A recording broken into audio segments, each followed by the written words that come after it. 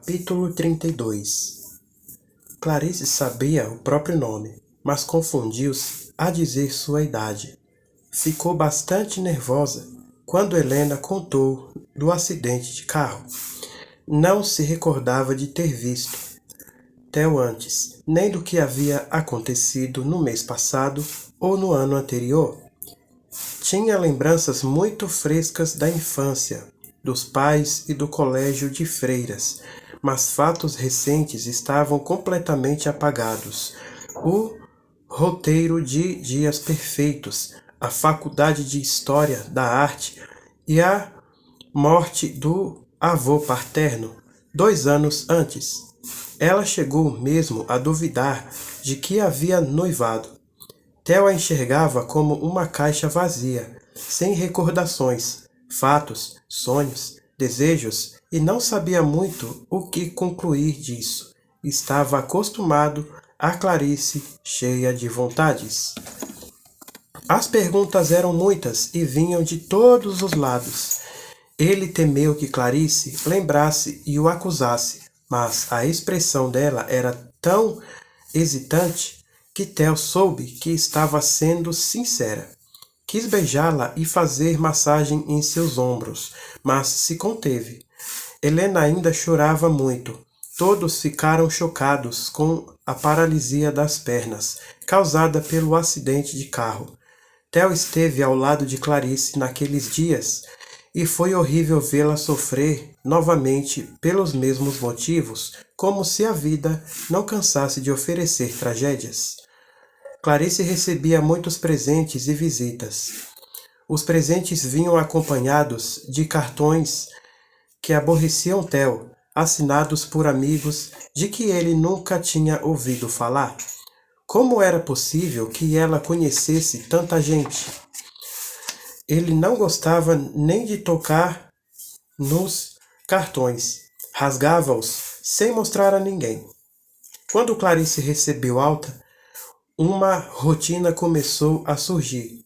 Ficavam muito tempo juntos na casa do Jardim Botânico. No início, ela estava retraída, mas ele respeitou este estranhamento e conversaram bastante para recuperar a intimidade. Quase todas as noites, Theo chegava com um presentinho para ela: um livro, um óculos de sol ou um vidro de perfume. Falavam de cinema, teatro e viam muitos filmes juntos. Ela continuava basicamente com os mesmos interesses, ainda que não tivesse demonstrado nenhum gosto por cigarros ou mulheres.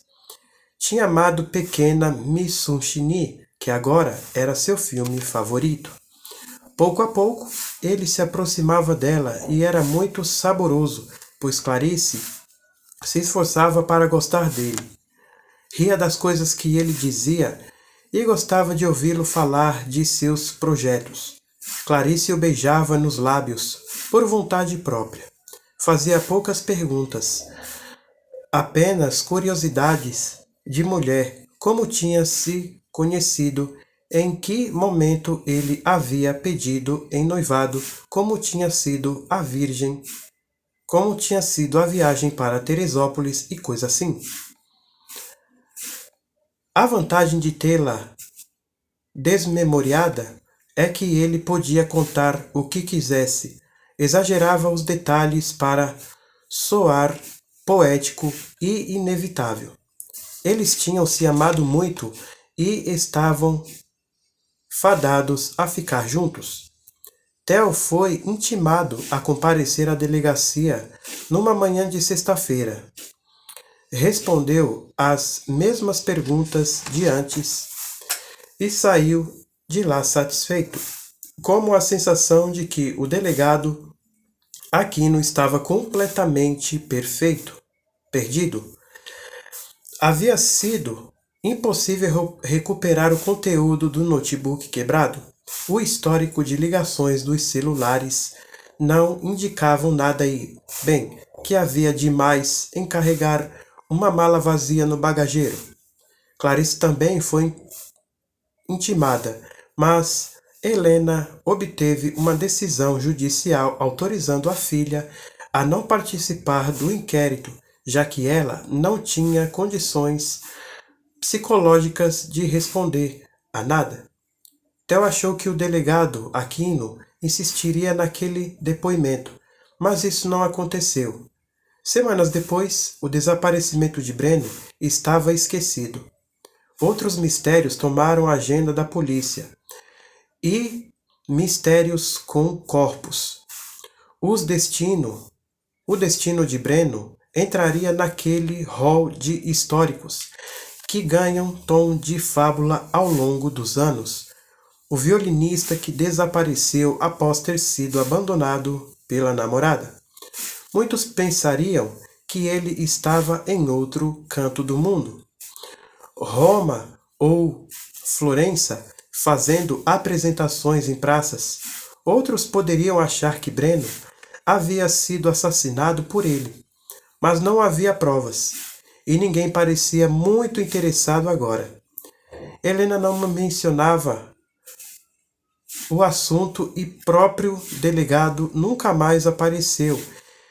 Em setembro daquele ano, Theo o viu numa entrevista televisiva, colaborando com um caso escandaloso no qual um grupo de jovens tinha se suicidado de modo sangrento e vulgar.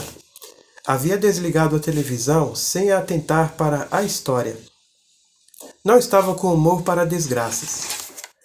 Clarice não mencionava Breno, nem fazia perguntas sobre isso, o que era ótimo. Só agora ele sentia que o infeliz estava morto de vez. Nos meses seguintes, ela fez baterias de exames e foi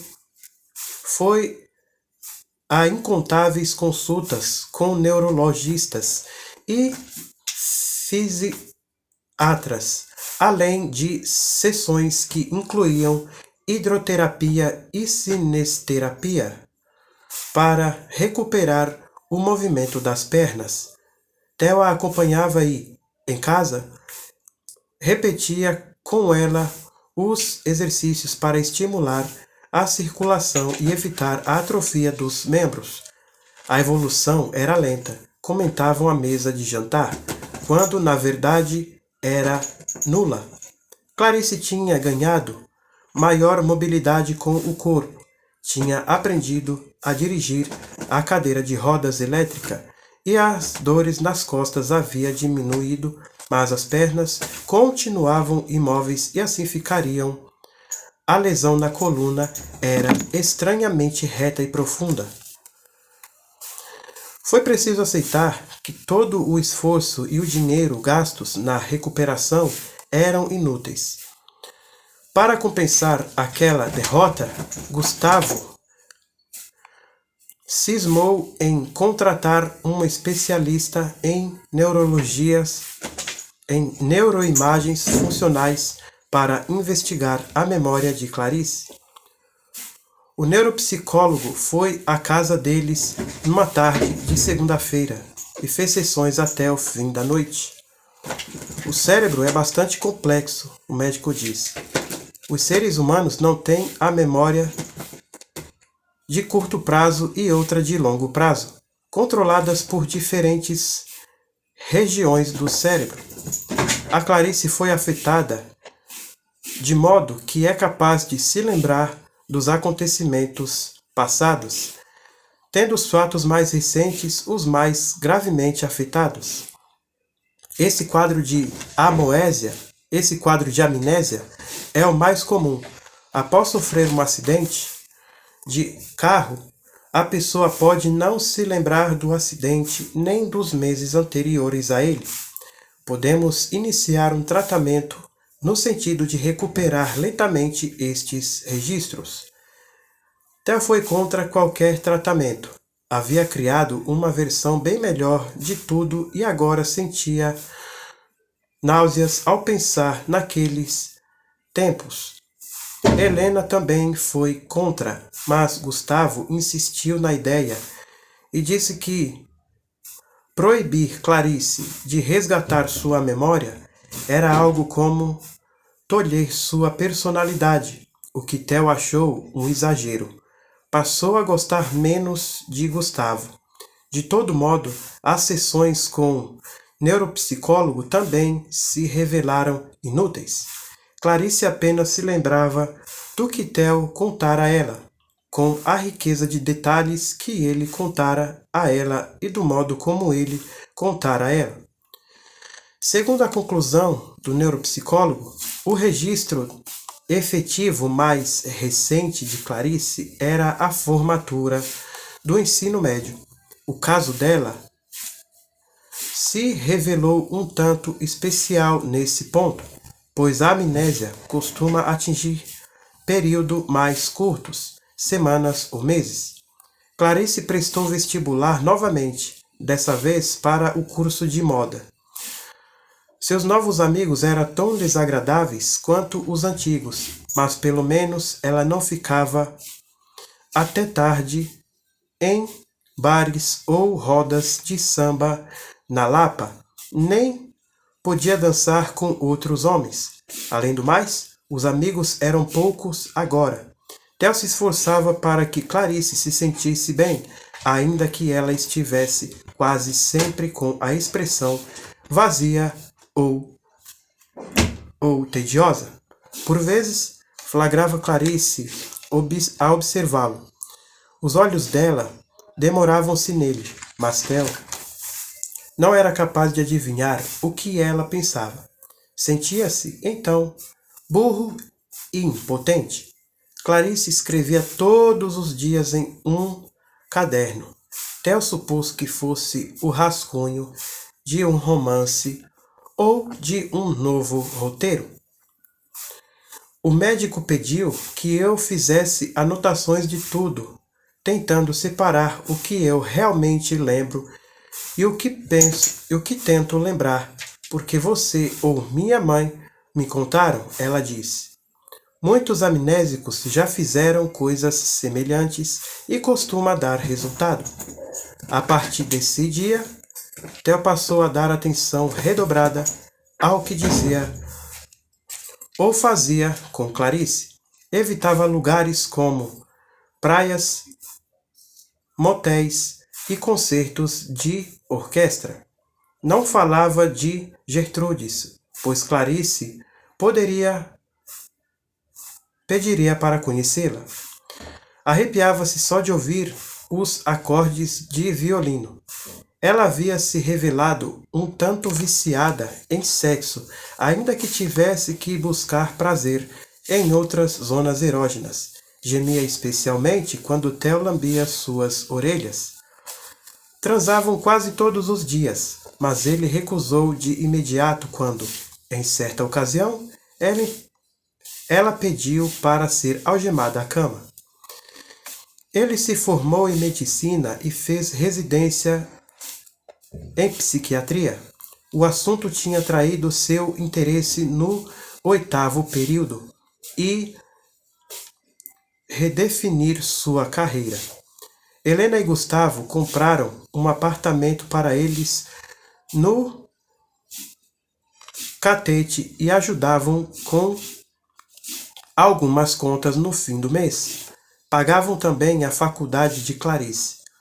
O apartamento era agradável, com portas largas e um banheiro amplo para que a cadeira de rodas passasse.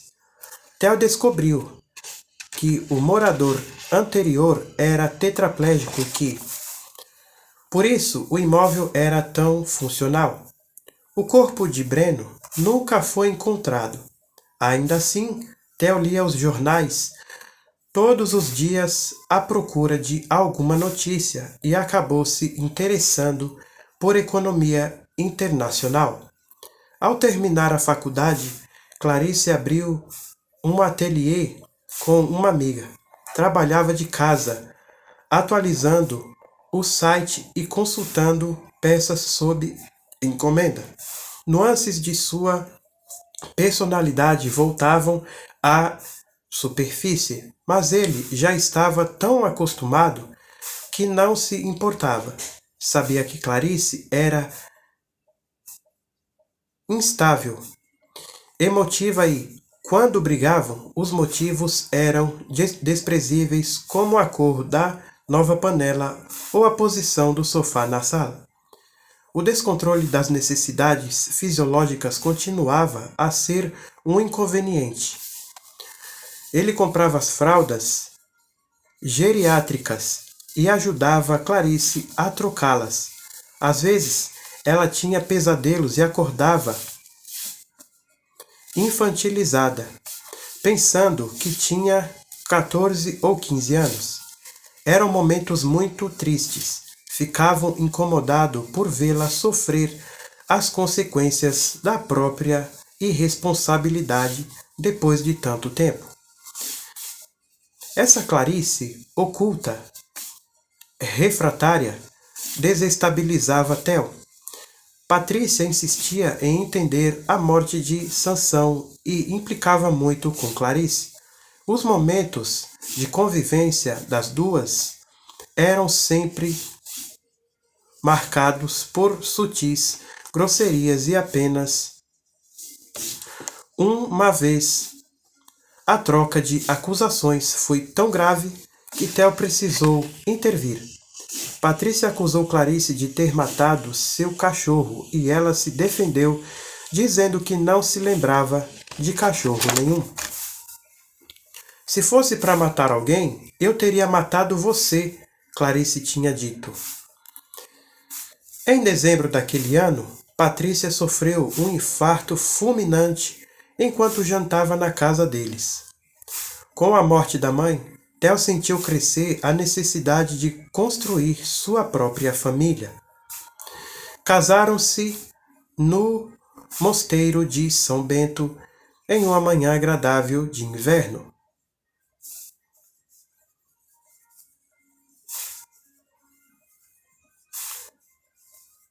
Era uma igreja muito bonita, com vista privilegiada da Baía de Guanabara.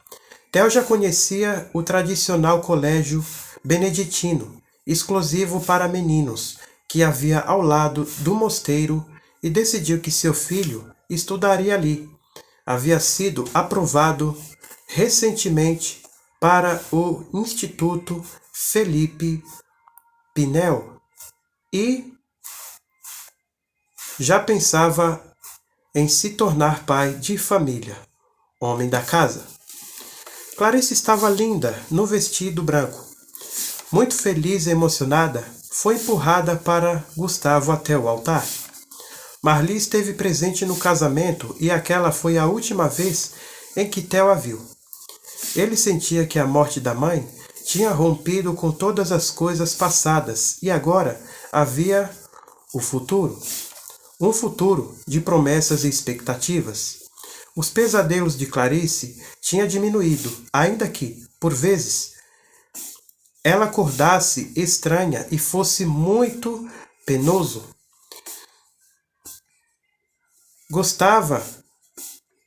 Gritava e quebrava pratos de comida na parede, dizendo que estavam envenenados. Talvez seu casamento não fosse ideal, mas sem dúvida havia muitos piores no mundo, como traição, mentira, violência, bebida ou doenças. Foi de modo inesperado que chegou a notícia da gravidez. Theo andava tão envolvido no mestrado que demorou a captar as pistas que Clarice lhe dava. Menstruação atrasada, náuseas frequentes e desejos inusitados. Ela havia feito alguns exames e ele pediu folga no instituto para acompanhá-la na consulta. Parabéns, você está com 4 meses, mamãe. É uma menina, o médico disse. Já tem ideia do nome?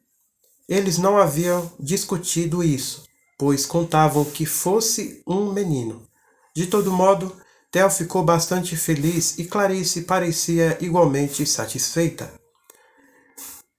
Ele se deu conta de que vivia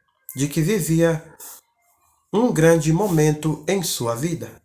Amava aquela mulher e amava a criança que ela esperava. Começou a responder que não tinham pensado em nada, mas Clarice o interrompeu. Ela tinha empertigado o corpo e acariciava a barriga, que começava a apontar. Olhou profundamente para Theo, sorrindo para ele, e disse: "Um nome lindo me veio agora. Gertrudes. O que você acha, meu amor?" Fim do livro. É isso aí, meus caros leitores. Este foi mais um romance lindo, né? Apesar de ser muito forte também, né? Eu achei um pouco pesado, mas teve um final legal, né?